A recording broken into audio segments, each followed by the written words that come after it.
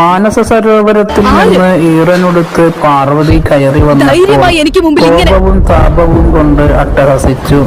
ആ അട്ടഹാസം 14 ലോകങ്ങളിലും പ്രകമ്പനം കൊണ്ടു. ദേവാസുരാദികൾ ഭയന്നു. സാക്ഷാൽ മഹാദേവൻ പോലും ഭയചകിതനായി. പാർവതിയുടെ കോപം പ്രപഞ്ചത്തെ സംഹരിച്ചേക്കുമോ എന്ന് ദേവന്മാർ ഭയപ്പെട്ടു. ദേവന്മാർ കാട്ടിലേക്ക് നടന്നു. അപ്പോൾ ഒരു ആന വരുന്നത് കണ്ടു. അവർ അതിനെ വേട്ടയാടി. അതിന്റെ ശിരസുമായി മാനസ സരോവരത്തിൽ തീരത്ത് ബാലകന്റെ സമീപത്ത് എത്തി. മഹാദേവൻ ബാലകന് ആനത്തല വെച്ചു കൊടുത്തു.